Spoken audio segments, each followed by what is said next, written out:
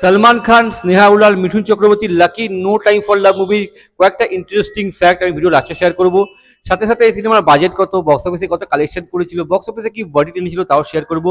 Personally এই সিনেমাটা আমার কেমন লেগেছে তাও তোমার সাথে শেয়ার করবো। স্কিপ না করে ভিডিওটা পারে পুরো দেখো। আর যদি ভালো লাগে তাহলে অবশ্যই এটা লাইক করে দিয়ে দিও। So friends, welcome back to my channel. আজ 16ই সেপ্টেম্বর 2025, মঙ্গলবার। ওয়েদার ভালো, মেঘলা মেঘলা আছে। আর কালকে তো বিশ্বকর্মা পুজো, 17ই সেপ্টেম্বর। মানে বিশ্বকর্মা পুজো মানেই পুজো শুরু হতেই পারো, কারণ বিশ্বকর্মার 2-4 দিন পরেই তো মহালয়। ব্যাপক একটা পরিবেশ। কালকে অফিস ছুটি আছে, আর বিশ্বকর্মা ছুটি থাকে। আর ছুটির আগের দিন আমার আগেই বলেছি বেশ ভালো লাগে, যেমন শনিবার আমার বেশ ভালো লাগে, সেরকম আজকেও বেশ ভালো লাগছে। আর সব জায়গাতে জোর কদমে প্যান্ডেলের কাজ চলছে, জোর কদমে। বৃষ্টিতে একটু ব্যাঘাত ঘটলেও তবুও কাজ তো থেমে থাকবে না। জোর কদমে কাজ চলছে, প্যান্ডেল অনেকটা রেডি হয়ে যাচ্ছে সব জায়গাতে। ঠাকুর প্রস্তুতি খুব জোর কদমে চলছে, অনেক জায়গায় ঠাকুর তো চলেও গেছে মণ্ডপে। এই সময়টা কেনাকাটায় ব্যস্ত হয়ে পড়ে, যে যার সাধ্য মতো কেনাকাটা করে। বিভিন্ন শপিং মল বলো বা মার্কেট বলো, সেখানে বিশাল ভিড়। এই যে পুজো, যে এই অ্যাম্বিয়েন্সটা, আগের যে মুহূর্তগুলো আমার ব্যাপক লাগে। এই জন্যই প্রত্যেকটা ভিডিওতে আমি এখন বলি, শেয়ার করি, তোমাদের সাথে বলতে খুব ভালো লাগে, তাই শেয়ার করি। আর এই সবের মাঝখানে আমি আজকে ভিডিওটা শ্যুট করছি। So friends, lucky, no time for love আজ থেকে 20 বছর আগে 2005 সালে 8ই এপ্রিল রিলিজ করেছিল। লিড রোলে ছিল সলমান খান, স্নেহা উলাল, মিঠুন চক্রবর্তী, বিক্রম গোখলে, কাদের খান, আরও অনেকে ছিল। লাকি একটা মিউজিক্যাল রোমান্টিক ড্রামা মুভি।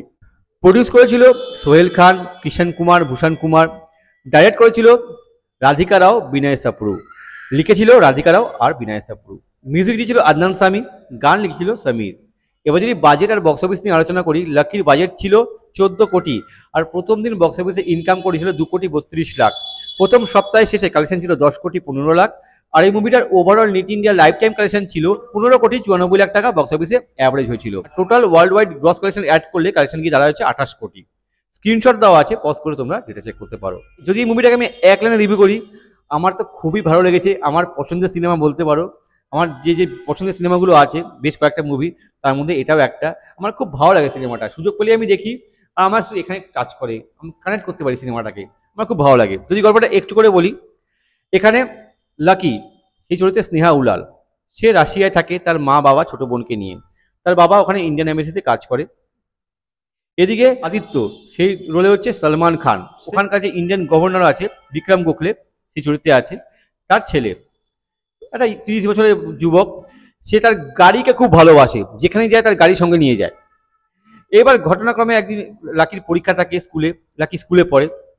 আর সে পরীক্ষা দিতে যায়, রাস্তায় একটা বাজে ছেলের খপ্পরে পড়ে যায়। এবার সে কোনো মতে সেখান থেকে পালিয়ে যায়। পালিয়ে গিয়ে ওই আদিত্যের গাড়ি থেকে লুকায়। আদিত্য তখন জানতে পারে না যে ওর গাড়িতে একটা মেয়ে আছে। এবার আদিত্য যখন ড্রাইভ করে রাস্তা দিয়ে যায়, তখন যখন চেকিং হয়, তখনই দুজনে প্রথম দেখা হয়। তখনই যুদ্ধ লেগে যায়।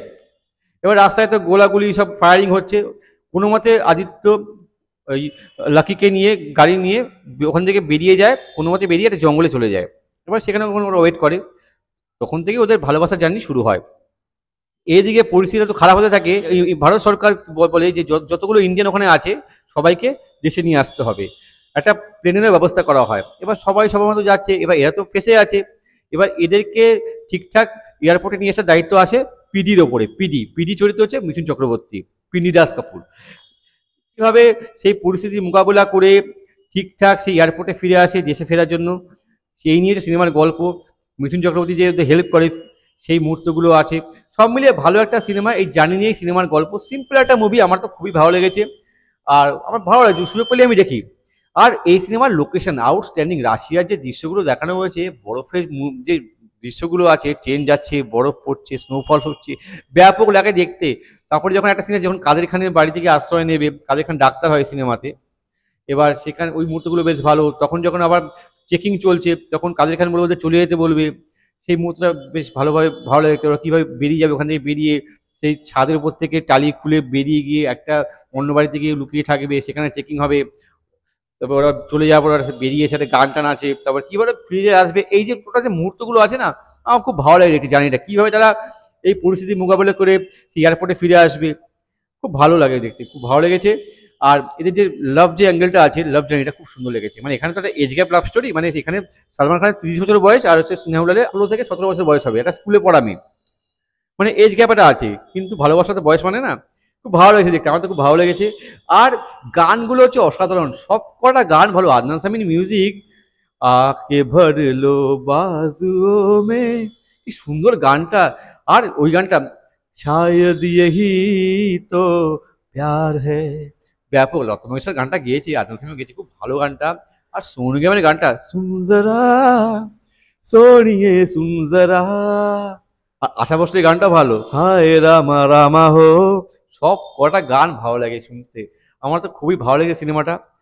এই সিনেমাটা কিন্তু দেখো বস, যদি sweet simple love story movie দেখতে পছন্দ করো তাহলে এই সিনেমাটা অবশ্যই দেখো, ভালো লাগবে। যদি পারফরমেন্সের প্রসঙ্গে আসি, সালমান খান ভালো অভিনয় করেছে, যেরকম হ্যান্ডসাম দেখতে লেগেছে, খুব ভালো অভিনয় করেছে। স্নেহা উলাল দেখতে পুরো ঐশ্বরিয়া রায়, অনেকটা মিলেছে ঐশ্বরিয়া রায়ের সাথে, কিছু কাজ অভিনয়টা ঐশ্বরিয়া রায়ের মধ্যে করতে পারতো। যাই হোক, ডিসেন্ট অভিনয় করেছে, খুব এক্সট্রাঅর্ডিনারি না হলে প্রথম সিনেমা, ঠিকঠাক করেছে। মিঠুন চক্রবর্তী কাজ খুব ভালো। সালমান খানের বাবার রোলে বিক্রম গোখলে ভালো কাজ করেছে, আরও যারা যারা ছিল নিয়ে নিজে ভালো কাজ করেছে। কাদের খানের রোল ছোট, কিন্তু যেটুকু সময় যেন আসে ব্যাপক লাগে। তো ফ্রেন্ডস, ওভারঅল ভালো সিনেমা, না দেখে থাকলে দেখতে পারো, আশা করছি তোমাদের ভালো লাগবে। এবার কিছু ইন্টারেস্টিং ফ্যাক্ট। এই মুভিতে স্নেহা উলাল ডেবিউ করে, কিন্তু অ্যাকচুয়ালি স্নেহা উলালের ডেবিউ মুভি হচ্ছে সোহেল খানের সাথেই, মানে সালমান খানের ভাইয়ের সাথেই করা আরিয়ান মুভিটা, যেটা নাকি 2004 সালে আসার কথা ছিল, কিন্তু ডিলে হয়ে যাওয়ার কারণে 2006 সালে আসে। সেই সূত্রে স্নেহা উলালের ফার্স্ট মুভি হচ্ছে লাকি, যেটা 2005 সালে আসে 8ই এপ্রিল। স্নেহা উলাল আর সালমান খানের বোন অর্পিতা খান হচ্ছে বন্ধু। সেই সূত্রেই যখন এই সিনেমা স্ক্রিপ্টিং চলছিল, তখন সালমান খান চেয়েছিল যে একটা নতুন ফ্রেশ চাইছিল, নতুন একটা মুখ চাইছিল। তখনই সালমান খানের বোন অর্পিতাই স্নেহা উলালকে রেকমেন্ড করে, কেননা স্নেহা উলাল কিন্তু অনেকটা কিন্তু ঐশ্বরিয়া রায় দেখতেছিল ওই সময়, অনেকটাই মিল আছে, বিশেষ করে চোখটা, এই পোর্শনটা পুরো ঐশ্বরিয়া রায়ের মতো। এই সিনেমার মিউজিক ছিল আদনান সামি। আর এই সিনেমার প্রত্যেক কটা গান কিন্তু খুব পপুলার হয়েছিল ওই সময়, ব্যাপক হয়েছিল। সিনেমাটা এক সেকশন অডিয়েন্সের পছন্দ হয়নি, কেননা অনেকে স্লো মনে হয়েছে। এই জন্য যেরকম কালেকশন হওয়ার কথা ছিল সালমান খানের সিনেমা, সেরকম হয়নি। সালমান খানের স্টার পাওয়ারের জন্য আর গানের জন্য সিনেমাটা ফ্লপ হয়নি, একটা মডারেট সাকসেস হয়েছিল। ডেফিনেটলি সিনেমাটা কিন্তু হিট ভার্ডিক্ট ডিজার্ভ করতো। আমার তো খুবই ভালো লেগেছে, সিনেমাটা খুব ভালো সিনেমা। তো ফ্রেন্ডস, যদি ভিডিওটা ভালো লাগে তাহলে লাইক করো, শেয়ার করো, নতুন থাকলে আমার চ্যানেলে সাবস্ক্রাইব করতে পারো। যদি কোনো সিনেমা সম্পর্কে জানতে চাও তো আমায় কমেন্ট করে পাঠাও, আমি চেষ্টা করবো সেই সিনেমা সম্পর্কে ভিডিও বানাবার জন্য আর তোমাদের সকলের সাথে শেয়ার করার জন্য। ততক্ষণে যেন বিরতি নেবো, তোমরা প্রত্যেকে ভালো থাকো, tata bye, Jai Hind, take care and stay cool man. এই মুভিটা পারলে দেখো, তোমাদের প্রত্যেকে ভালো লাগবে।